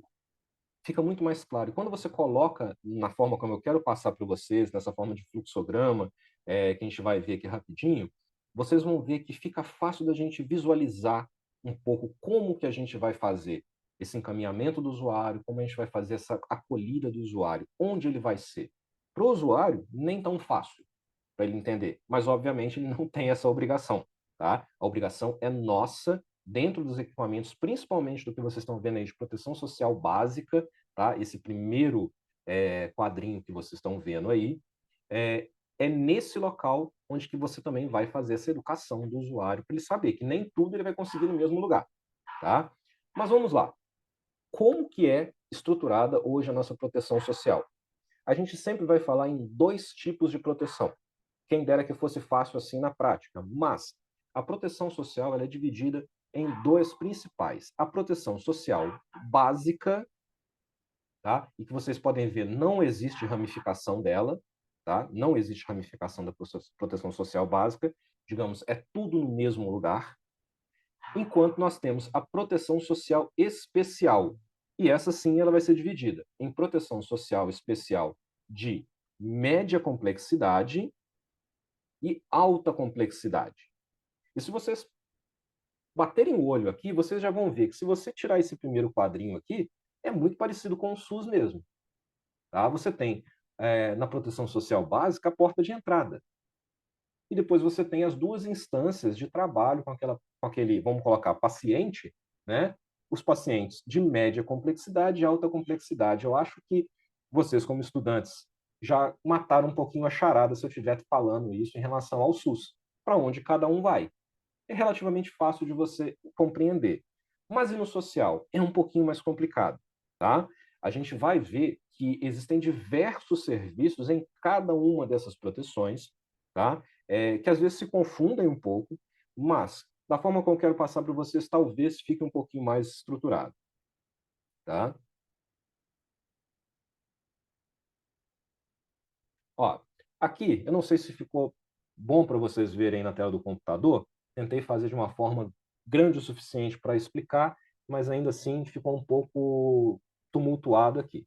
É, Desmistificando o que seriam, então, e trocando meio em miúdos, tá, gente? Eu estou falando aqui agora da estrutura do que a gente chama de equipamento. Quando a gente fala no SUS, no SUAS, equipamento, quer dizer que eu estou falando daquele setor específico, tá? Por exemplo, CRAS. O CRAS é o equipamento da proteção social básica, ou seja, ele é o setor, ele é o serviço, local de serviço da proteção social básica. Então, quando você for trabalhar, principalmente no social, é muito comum você ouvir falar a palavra equipamento.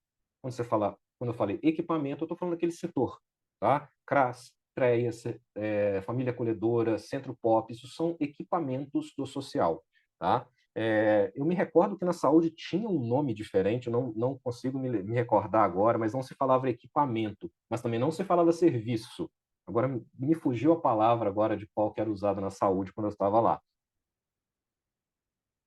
Se alguém lembrar aí, por favor, pode colocar no chat ou pode abrir o microfone e falar, mas eu realmente não me recordo agora qual que era o nome que se dava na saúde. Mas vamos lá, gente. Esses 5 minutinhos nessa reunião que nos fala, vamos tentar visualizar aqui um pouquinho. Depois, eu vou falar para vocês um pouquinho sobre esses serviços. Hoje, pelo andar da carruagem, eu não sei se eu consigo falar sobre todos os serviços como eu gostaria, mas eu também vou privilegiar os principais onde o psicólogo está inserido, tá? Os dois principais dos três, na verdade, que seriam os principais que nós estamos vendo na tela aí: CRAS, CREAS, Centro POPs e serviços de acolhimento. Todos esses serviços nós temos psicólogos inseridos. Mas, a mérito da gente conseguir explicar um pouquinho melhor, ao invés de tentar ficar só catando pedacinhos de cada um, eu vou focar hoje em CRAS e CREAS principalmente, tá? Mas vamos lá. A proteção social básica é a porta de entrada. É o local onde eu vou começar o atendimento da grande maioria daqueles usuários. Não que ele não possa acessar diretamente outros serviços, ele vai sim. Mas quando supostamente aquele usuário tem uma demanda espontânea, que a gente chama, ou seja, ele vai ao serviço buscando algo por vontade própria, não é encaminhado por outro local, a tendência é que ele acesse pela proteção social básica. E a proteção social básica, na maioria dos municípios, ela é constituída pelo CRAS, desculpa, gente, pelo Centro de Referência de Assistência Social, tá? Em alguns municípios existem alguns serviços chamados de plantão social, que é uma assistente social, normalmente, ou um psicólogo, raras vezes, que atua dentro da própria Secretaria de Assistência Social, fazendo esses acolhimentos. Só que isso já é uma prática que está caindo em desuso, ainda acontece muito, mas que não é uma prática regulamentada. Lembra que eu falei com vocês que existe a tipificação de serviços? Todos esses serviços que vocês estão vendo são serviços tipificados, serviços que estão lá bem estruturadinhos, com formato, inclusive, de lei. Tá? O CRAS é um serviço tipificado. O plantão social, ou seja, essa assistente social que às vezes fica nesse local, na assistência social, acolhendo demandas, ele não é um serviço tipificado, ou seja, ele não é regulamentado. Então, quando a gente está falando de serviços tipificados, a proteção social básica é constituída pelo CRAS. Ele é o centro de referência, ele deve ser esse centro de referência, tá? Quando o usuário acessa o serviço, principalmente de forma espontânea, ele vai ao CRAS. Ou, passou na secretaria, passou no posto de saúde, perguntou sobre um benefício, sobre alguma coisa que é da assistência social. O certo é a pessoa ser encaminhada também ao CRAS. Por quê? É lá que ele tem os profissionais capacitados, a acolhida necessária para ter todas as informações que ele quer ali bem explicadas. Então a gente fala que na proteção social básica a gente só tem uma instância de atenção, que é o CRAS. Ele é e deve ser o centro de referência, o próprio nome já fala. Tá? Se ele não for isso, quer dizer então que outro equipamento ou outra pessoa naquele município está fazendo o serviço que aquela equipe deveria estar fazendo. Então já é um caso de se preocupar e falar, olha, não está funcionando. Se eu estou acessando para a informação da assistência social, para a entrada na assistência social, outro serviços que não o CRAS, quer dizer que não é, como o próprio nome diz, o centro de referência da assistência social. Tá? Gente, deu aqui menos de um minuto para mim. Vou fazer uma pausa, em 3 minutinhos eu volto aqui, tá bom? Com a terceira aula, e já vou enviar o link. Natália, eu vou te enviar também, se você puder estar proliferando Colocar no esse link. grupo, né? Isso, tá? Tá ótimo. Até daqui a pouquinho, então, gente. Até. Vamos voltar aqui.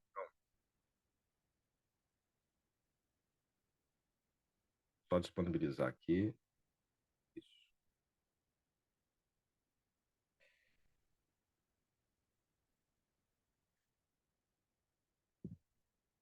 Tá aparecendo para todos aí novamente?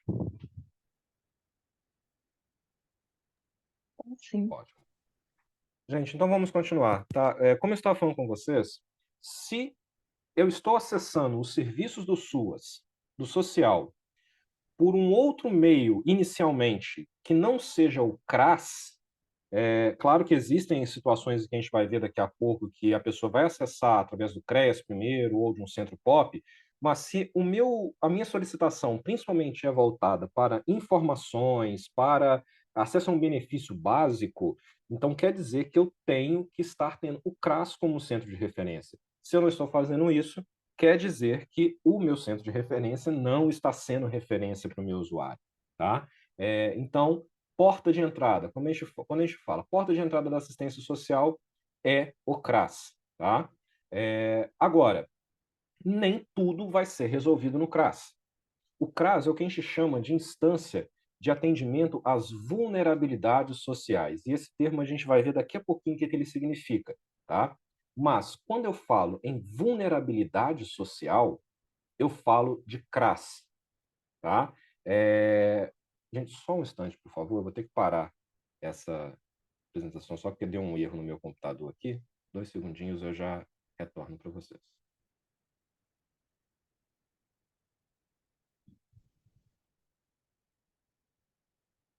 Pronto,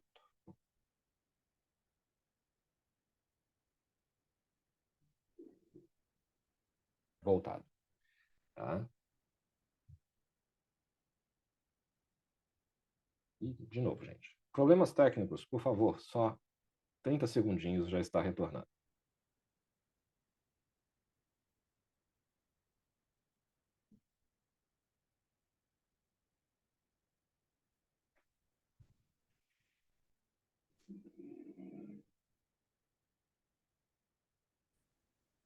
Acho que agora conseguimos ir. Então, gente, nem todo caso ele vai ser assumido como responsabilidade pelo CRAS. Não tem como. Tá? O CRAS, como eu disse, ele é uma instância de proteção social básica. Da mesma forma que no SUS você não vai fazer uma cirurgia invasiva num PSF, não tem como você fazer um atendimento prolongado de, por exemplo, uma situação de violação de direitos dentro do CRAS.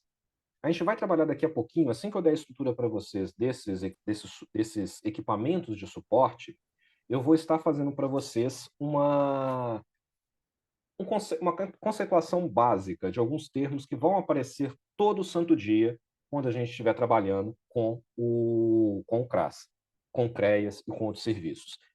Mas quando a gente fala de vulnerabilidade social, a gente está falando da proteção social básica. É uma situação em que aquela pessoa, como o próprio nome diz, está vulnerável, tá? Mas ainda não necessariamente existe o que a gente chama de violação de direito, ou seja, algum tipo de violência, seja contra a mulher, seja contra a criança, idoso, PCD, de gênero, não interessa, tá?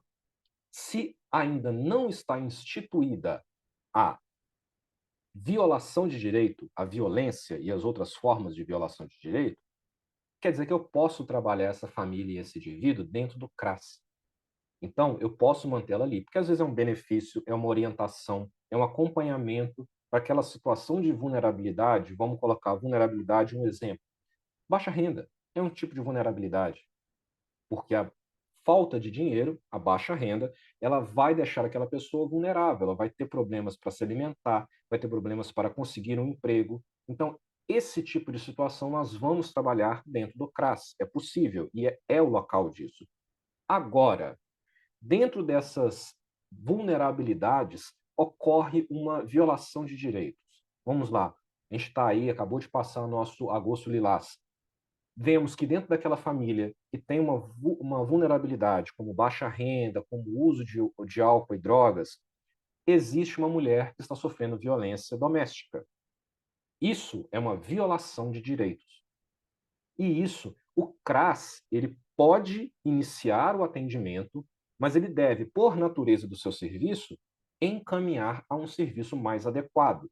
Então, se eu estou falando em só vulnerabilidade, eu estou falando na minha proteção social básica e de atendimento de CRAS. Agora, se eu percebo que dentro daqueles atendimentos existe uma violação de direitos, é obrigação eu fazer o quê? Encaminhar para uma instância em que é especializada nesse atendimento. Daí a palavra especial, não é porque eles têm estrelinha na testa, não. É porque dentro da proteção social especial, eu tenho equipes que são especializadas, ou deveriam ser por natureza, em atendimentos de situações de violação de direitos. Violência contra criança, contra idoso, contra mulher, gênero, racial, tudo isso que vocês puderem imaginar que gere uma violação de direitos. Novamente, a gente vai daqui a pouquinho falar um pouquinho desses termos, vai entrar como atividade da proteção social especial, tá? E aí vai depender um pouco de onde nós vamos encaminhar essa pessoa, tá? E aí eu tenho duas possibilidades. Eu tenho a proteção social especial de média complexidade, tá? E nessas proteção social de média complexidade, eu vou ter os principais equipamentos, não serviços ainda, serviços a gente vai ver daqui a pouco, mas os principais equipamentos locais de atendimento, o CREAS, que é o Centro de Referência Especializado da Assistência Social, que é onde vai assumir o protagonismo nessa atividade, tá? Porque é nele que a maior parte desse público vai ser atendido, porque ele é o primo do CRAS, ou seja, ele é a porta de entrada da proteção especial. Então, é dentro do CREAS que vai ter a maior parte desse público sendo atendido, mulher, criança, idoso, PCD, todos esses vão ser equipes, porque tem equipes próprias para cada um desse público aqui dentro do CREAS. E eu tenho o Centro POP, que muitas vezes foi feito dentro do CREAS, esse atendimento. Aqui em Ubá, inclusive, surgiu esse atendimento dentro do CREAS, em outras cidades também acontece, mas hoje já se tem o Centro POP, que é o Centro de Referência Especializada para a População em Situação de Rua, que é já um serviço específico só para essa população, tá? Em algumas outras cidades, vocês vão ver alguns outros tipos de equipamentos que funcionam junto com esses. Por exemplo, em Rio Branco nós temos o CRAM, que é o Centro de Referência em Atendimento à Mulher. Eu acho que é essa que é a sigla mesmo. Se eu estiver errado, alguém me corrige aí que tenha conhecimento de Rio Branco. Tá? O CRAM, ele não é um serviço tipificado, ou seja, não está naquela lista de tipificação. É um serviço que foi criado, obviamente, com amparo legal e amparo técnico, para atendimento a um público específico, que é a mulher. E isso é ótimo. Tá? Dentro do CREAS já existe a equipe que vai trabalhar com a mulher. A gente vai ver isso daqui a pouco. Mas se você tem a oportunidade de criar um centro de referência só para esse público, é muito bom, porque você vai dar mais atenção, você vai dar mais suporte técnico, você vai capacitar aquele técnico só para aquela demanda específica, e isso é muito bom para atendimento específico, tá? Quem dera que a gente pudesse ter um centro de referência especializado para criança e adolescente, para mulher, para o idoso. Infelizmente, para a necessidade do serviço, a gente prepara o nosso técnico para atender tudo dentro daquela possibilidade e joga ele no CREAS. Então, dentro do CREAS vai ser onde ele vai atender a maior parte disso. E nós temos na proteção social especial de alta complexidade, tá? Os serviços de acolhimento. E não sei se ficou claro para vocês, mas qual que é a diferença? Como é que eu sei que a pessoa vai para média complexidade ou para alta complexidade? Relativamente simples. Deixa eu tentar passar para vocês. Estamos numa situação de violação de direitos, uma violência, por exemplo. E aí vamos tomar como exemplo o que eu acabei de falar, violência doméstica contra a mulher. Obviamente estou simplificando uma situação que não era para ser simplificada, tá, gente? Mas vamos ver se vocês acompanham. Se eu tenho uma mulher que sofreu uma violência doméstica, mas naquele momento, ela não se encontra em risco, o agressor saiu de casa, o agressor está preso, ou está foragido, mas ela, naquele momento, ela não se encontra em situação de risco eminente para a sua saúde, nem a de outro, então ela pode e deve ser atendida pela proteção de média complexidade. Porque aqui ela vai ter psicólogos, assistentes sociais, encaminhamentos de uma série de atividades que pode trabalhar aquela parte emocional, aquela parte protetiva da mulher, sem precisar que, por exemplo, ela saia do ambiente em que ela está. Ou seja, ela não está correndo risco de vida ou risco de integridade física. Então, ela pode ser atendida num equipamento em que não precisa de trabalhar, por exemplo, a retirada dela daquele ambiente. Da mesma forma, uma criança que sofreu algum tipo de violência, seja física, sexual, psicológica, moral, mas o agressor não está mais naquela situação. Ele já saiu de casa ou foi preso, então a criança pode ser atendida, pode ser dado todo aquele suporte enquanto ela está no seio da sua família, enquanto ela está com os familiares que estão protegendo ela, e eu só vou incluir ela numa proteção de média complexidade. Atendimento no CREAS, tá? Também vinculado ao CRAS, mas depois a gente conversa isso. Tá? Ou seja, a criança não precisa ser retirada da família porque ela não, naquele momento, não está correndo mais risco de integridade física ou de vida. Porém, se aquela mulher ou se aquela criança se encontra naquele momento em situação de risco, seja físico, seja de integridade, eu preciso, para ontem, tirar ela daquela situação de risco, correto? Eu preciso que ela saia daquela situação o mais rápido possível. E eu vou tirar ela e vou colocar aonde? Nos serviços de acolhimento, que são vários, e tem para todas as idades. Então, ao invés de acessar diretamente, só mesmo a partir de atendimentos, encaminhamentos e protetivos aqui, eu preciso de, para ontem, fazer a remoção dessa criança daquele ambiente que está colocando ela em risco. Então, você vai fazer esse encaminhamento para um serviço de acolhimento que vai acolher, tirar ela daquela situação, e aí você vai fazer esse tratamento conjunto, na média e na alta complexidade. Natália, eu vi que você levantou a mão, pode falar? Licença, sem querer atrapalhar, mas enquanto você explicava, eu me recordei que eu não tenho prática nessa área, mas eu assisti a uma série há um ano mais ou menos. Eu acredito que algumas pessoas já tenham conhecido essa série que estava disponível no Netflix, eu não sei se está ainda. É aquela série Mad, que se passa, né, como pano de fundo a situação de violência doméstica a uma família norte-americana. E lá eles mostram que quando a moça, né, que é a matriarca, né, a mãe da menininha, ela sofre violência doméstica e ela se vê desesperada, né, saindo daquela situação de risco, de morte ou de, né, enfim, é, a violação do direito dela, ela vai para um centro de abrigo que lá nos Estados Unidos é específico, né? Não sei se é por cidade ou por estado. E aí ela é acolhida com a menina em um pequeno apartamento que o governo norte-americano oferece para poder abrigar aquela família. Eu não sei se alguém aqui viu essa série e se lembra desse detalhe, né? Mas aí, quando você me falou da alta complexidade, que a pessoa não tem para onde ir, está numa situação de urgência mais arriscada, né? Porque ela sofreu uma tentativa de assassinato, de homicídio, né? O cara parece que. Eu não lembro direito a cena, mas ela sai desesperada com a menina para fugir do risco de morte. E aí ela é acolhida num apartamento do governo lá que é oferecido, eu entendi que é alta complexidade. Eu não sei se é um exemplo legal para a gente comentar aqui, mas eu me lembrei disso. Eu acho que é exatamente isso mesmo. Eu não vi a série ainda, Natália. Eu tive uma aluna do 10º período que me indicou essa série, já está aqui na minha listinha para me assistir, porque é exatamente isso mesmo, tá? Isso você vai ter em vários governos, principalmente no americano, eles são muito fortes nessa atuação de retirada da pessoa numa situação. Ainda no Brasil, nós temos algumas dificuldades, principalmente em cidades pequenas, tá? Infelizmente, essa parte de alta complexidade é uma aula quase que à parte que a gente poderia dar só sobre ela. Tá?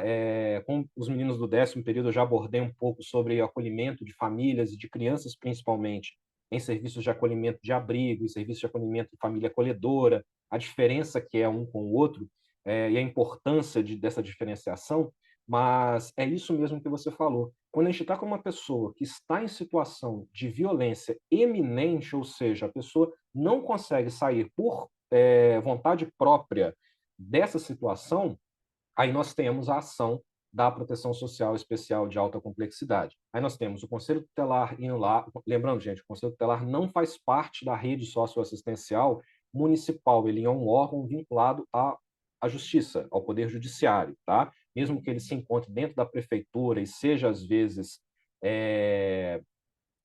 financiado por esta, ele está mais voltado ao poder judiciário, por isso ele não entra aqui nesse fluxograma que vocês estão vendo, mas ele age no combate, na proteção, tá?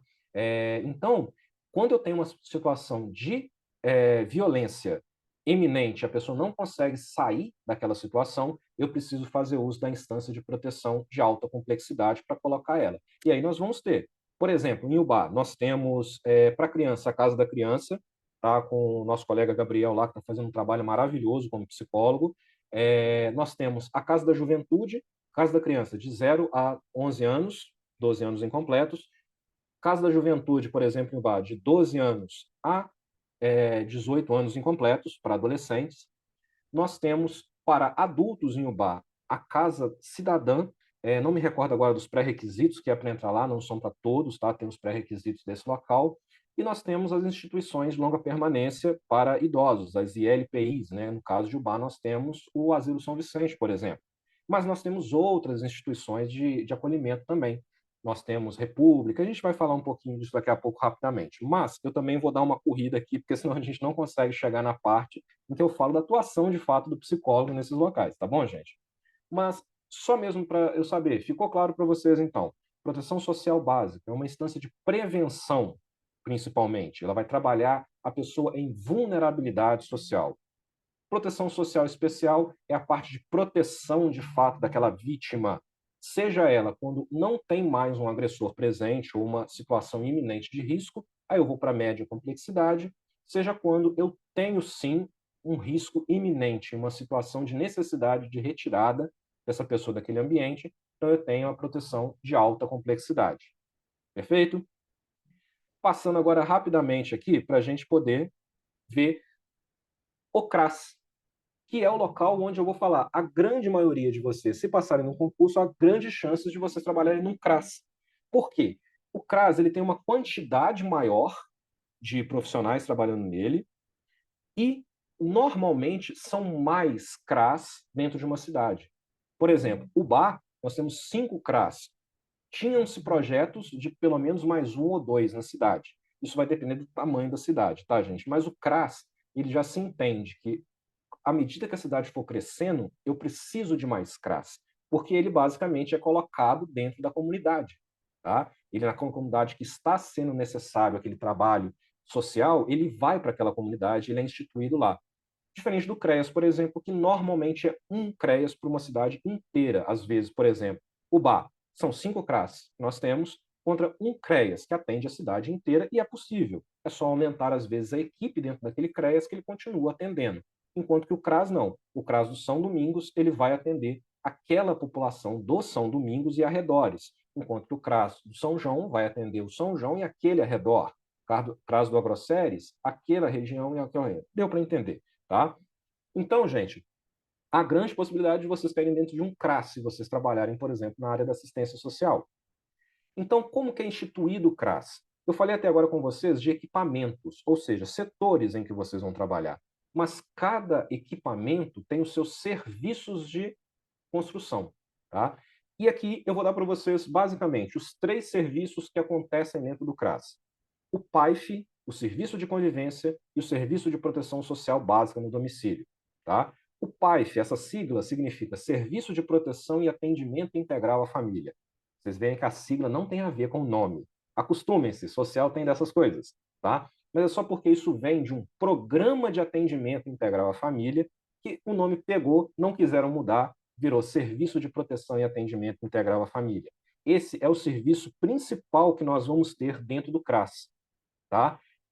Todo CRAS, para existir, obrigatoriamente tem que ter o PAIF. Sem o PAIF não existe CRAS. Na verdade, poderia-se falar que sem o PAIF não existe assistência social, porque ele é a instância em que vai atender esse usuário quando ele chegar. A gente fala que o usuário procura o CRAS para o atendimento, na verdade ele está procurando o PAIF, porque o PAIF é o serviço que vai fazer o atendimento. É onde vai estar o psicólogo e assistente social obrigatoriamente. Ele é constituído por um coordenador e um número necessário para cada cidade de psicólogo e assistente social. Vai ser nesse serviço que você vai ser lotado quando você passar no concurso, tá? Ou quando passar no processo seletivo. Esse serviço é o que vai fazer o atendimento ao usuário, e é esse que a gente vai dar o foco quando a gente for explicar no próximo slide o que é esse trabalho do psicólogo, tá? Mas o CRAS ele não é só construído desses serviços. Ele vai ter o serviço de convivência e fortalecimento de vínculo, que é o que a gente costuma falar que são as oficinas, são os grupos de trabalho dentro do CRAS. Quem já teve a oportunidade de ou visitar um CRAS ou ver essas feiras que normalmente acontecem na cidade que o social vai trabalhar, aí chega lá, tem exposição de desenho das crianças, de pano de prato das senhoras, de coral, de atividade lúdica, de capoeira, taekwondo, judô. Quando você vê esse tipo de atividade, lúdico principalmente, você está falando do serviço de convivência, que, como o próprio nome diz, ele tem como finalidade o fortalecimento do vínculo daquela comunidade. Através de quê? De atividades práticas em que a criança, o idoso, o adulto vai ser colocado ali com alguma forma de diversão, de empoderamento e de levar essa cultura para dentro daquela sociedade que às vezes está muito carente disso. Às vezes é uma comunidade que às vezes pode até ter uma pracinha ali com uma quadrinha de futebol, mas ninguém usa, fica jogado às traças. Então o CRAS ele tem quase que a obrigação moral de ir lá e fazer uso daquele espaço também da comunidade. E levar o quê? Algo que seja interesse. Também não adianta eu levar para uma comunidade algo que eu quero levar. Faça uma pesquisa como comunidade, vai lá e vê o que é que eu posso levar para aquela comunidade para ela achar interessante, para ela poder realmente aproveitar. E é o serviço de convivência que está vinculado ao PAIF, ele não funciona sem o PAIF, que vai fazer isso. Então, eu vou pegar e fazer o seguinte: ele é constituído por idades, 0 a 100, ou seja, todo mundo pode participar do serviço de convivência, tá? E ele tem uma segunda característica. Como eu não vou falar mais dele depois, eu vou dar mais algumas informações. O serviço de convivência, diferente, por exemplo, do restante dos serviços que normalmente só acessam quem precisa do serviço, ele não. Ele é um serviço aberto para a comunidade de forma geral, o município inteiro.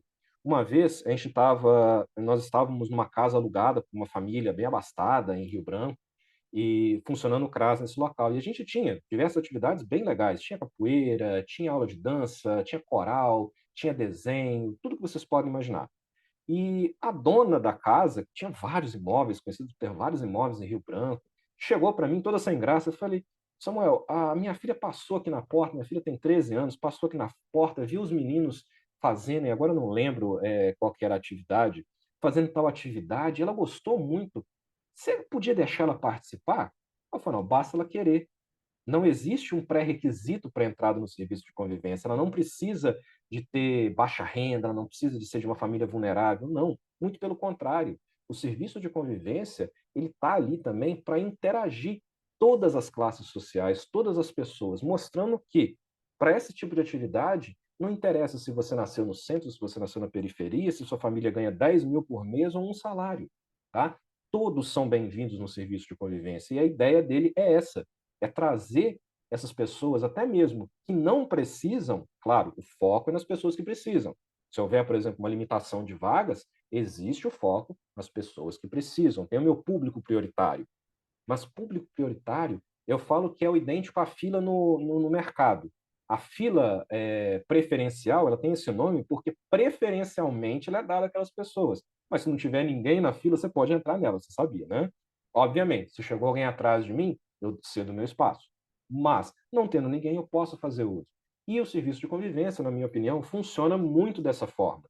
Se não existe uma pessoa que eu estou tomando a vaga que precise mais do que eu preciso de interação de toda a população naquele serviço. Vai ser uma troca muito rica. E olha, essa pessoa, essa adolescente, né, chegou e participou durante o tempo que eu estive lá e foi muito rico. A mãe chegava para mim e falava: Nossa, ela está vendo esse pessoal que é até vizinho dela aqui. A gente mora, eles moravam perto da comunidade.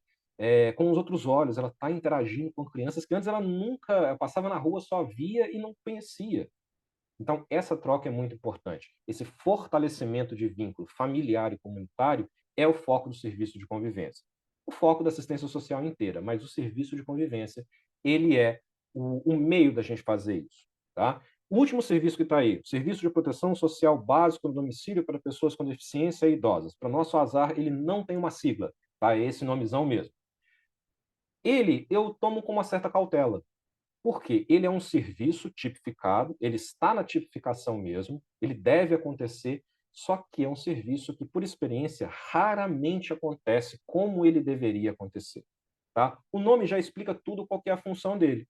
É o serviço de proteção que a gente já oferta no PAIF, por exemplo, para pessoas com deficiência e idosas que não podem se locomover até o local. Só que tem uma pegadinha. Na maioria dos casos, o entendimento é que o PAIF faz isso. Se a pessoa não pode ir até o CRAS para um atendimento, eu vou até essa pessoa. Isso é o mínimo que eu faço, tá? CRAS, gente, assistência social não se faz sentado na cadeirinha, tá? Se faz andando, se faz na comunidade. Você não quer ser incluído na comunidade se você não está nela, tá? Só que o serviço de proteção, esse último aí, para não ficar repetindo esse nomezão, ele é desvinculado do PAIF, ele deveria ter uma equipe própria para fazer ele. Não a equipe do PAIF específico, ele teria que ter uma equipe própria só para fazer esse tipo de atendimento. Tá? Só que no entendimento da maioria dos municípios, ele não é feito dessa forma, ele é feito dentro do PAIF, o que desconfigura ele.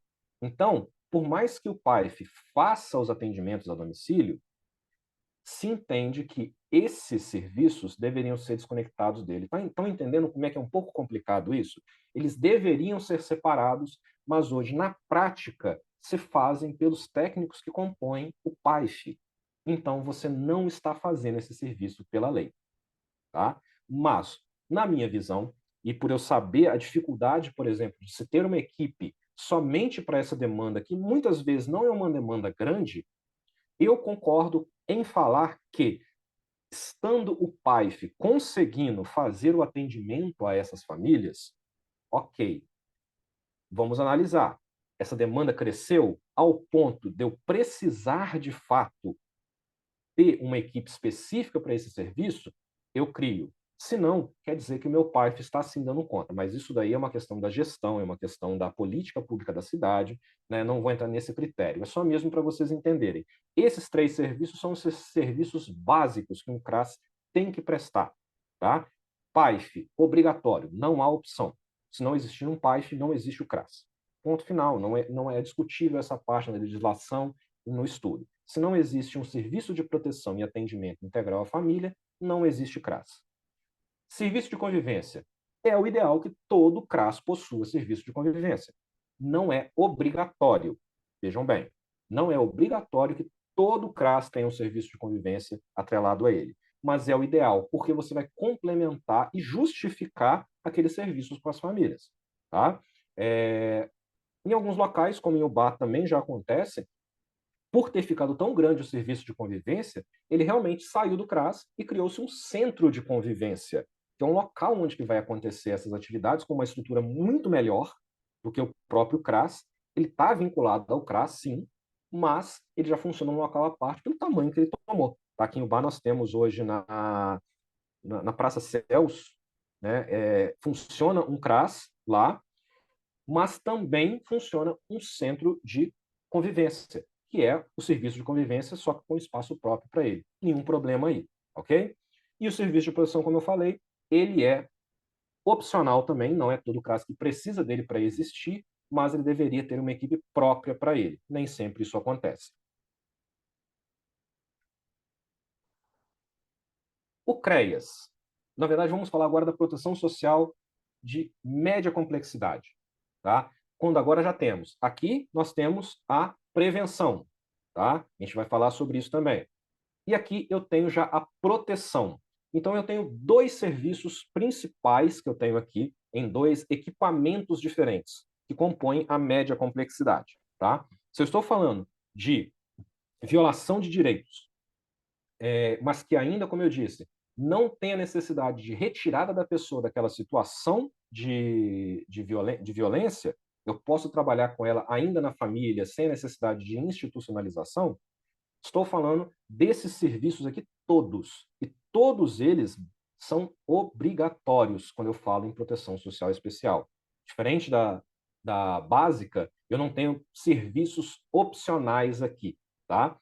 A não ser com a minha única consideração, que é o mesmo serviço que tem lá, ainda tem aqui, o Serviço de Proteção Social Especial para pessoas com deficiência, idosos e suas famílias em domicílio. Ainda em alguns lugares a gente vê isso também. Esse daqui não é o caso, tá? Vou explicar. Primeiro de tudo, se eu tenho no CRAS, na Proteção Social Básica, o PAIF, eu tenho o irmão dele aqui na de média complexidade, que é o PAEF. E se vocês achavam que a sigla lá não tinha nada a ver, aqui piorou. Aqui é Serviço de Proteção e Atendimento Especializado a Famílias e Indivíduos, tá, gente? Faltou um ezinho aqui na minha apresentação. O PAEF, ele é o serviço básico ofertado no CREAS. Se eu falo que o PAIF é o que dá origem, é o que faz existir o CRAS, o PAEF é o que faz acontecer o CREAS. Tá? Ele é o serviço onde eu vou ter ali o atendimento a todas as pessoas que sofrem algum tipo de violência. Ele é composto por psicólogos e assistentes sociais, da mesma forma que é composto o PAIF.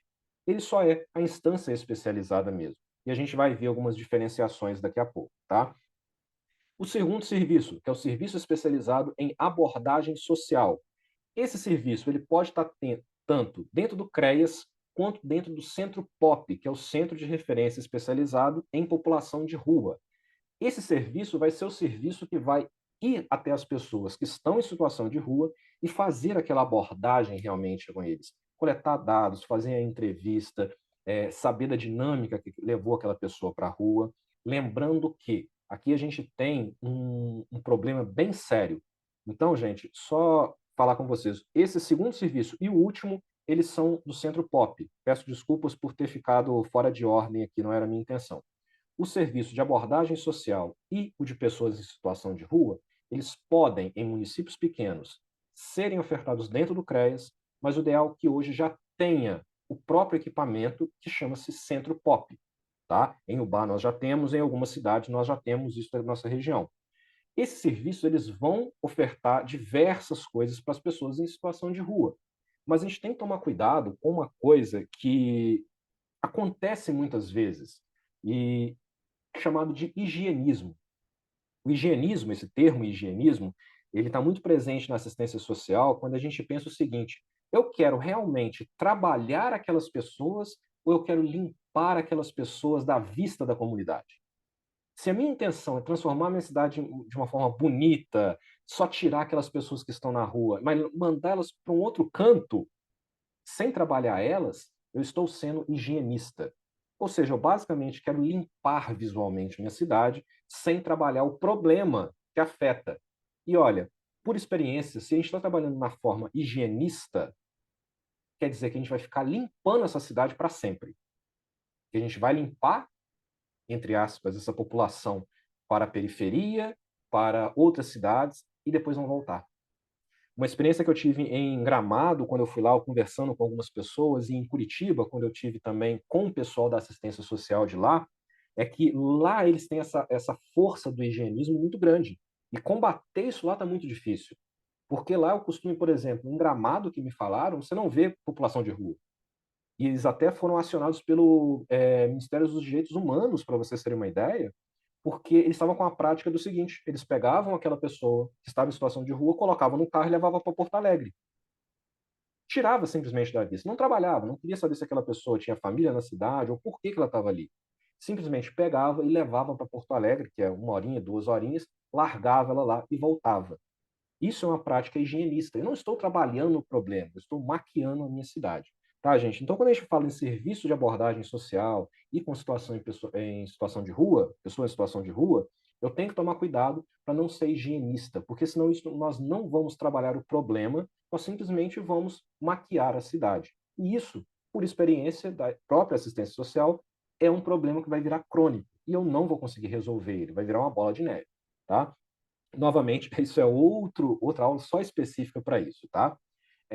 Mas focando no CREAS, gente, que é talvez o local onde nós mais vamos encontrar psicólogos, nós vamos ter, então, o PAEF, que é esse Serviço de Proteção e Atendimento especializado a famílias e indivíduos que sofreram algum tipo de violência, e um outro serviço muito importante, que hoje em dia está contando com muitos psicólogos atuantes na área e que é de suma importância para mim. Alguns falam que é enxugar pedra, enxugar gelo. Eu realmente não acho isso. Tá? É o Serviço de Proteção Social a Adolescentes em Cumprimento de Medidas Socioeducativas de Liberdade Assistida e Prestação de Serviço à Comunidade, carinhosamente chamado de MSE, Medida Socioeducativa. Tá? O serviço que é recebimento de adolescentes que cometeram um ato análogo ao crime. Tá? Lembrando que esse, até onde eu me lembro, é o termo correto, não se fala que o adolescente cometeu um crime ou fez isso, ou fez aquilo. É um ato análogo ao crime, porque ele ainda é inimputável pela nossa legislação. Tá? O que não quer dizer que ele não sofre nenhuma consequência de seus atos. A medida socioeducativa, inclusive, é essa consequência. E a gente vai ver. Esses são os dois serviços que principalmente são constituídos no CREAS. Tá? O Serviço de Proteção Social Especial para pessoas com deficiência, idosos e suas famílias, normalmente também são incluídos no PAEF, desculpa. Eles são feitos porque o PAEF hoje ele vai atender como público prioritário algumas situações: idosos, mulheres, PCDs e pessoas que sofreram algum tipo de violação com cunho racial ou sexual, tá? De gênero. Esses são os pares. Esses são os serviços da média complexidade. Sei que ficou um pouco confuso, daqui a pouco a gente vai dividir só o CREAS, aí vai ficar um pouco mais fácil para a gente entender. Rapidamente, gente, só para vocês verem, antes de a gente terminar essa aula, indo para o link de extra que a gente vai ter só para a gente fazer o encerramento, nós temos a proteção social especial de alta complexidade. Se alguém não recebeu o link aí, pode mandar uma mensagem no chat, que assim que terminar aqui eu tento encaminhar. Se puder também deixar o número do telefone, que se eu não tiver o contato, eu, Natália, a gente manda para eles, ok?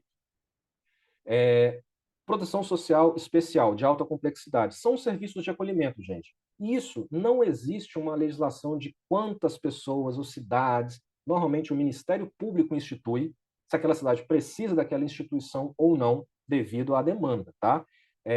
Então, nós temos serviço de acolhimento institucional, normalmente ILPIs, tá? que são as instituições de longa permanência para idosos, os asilos.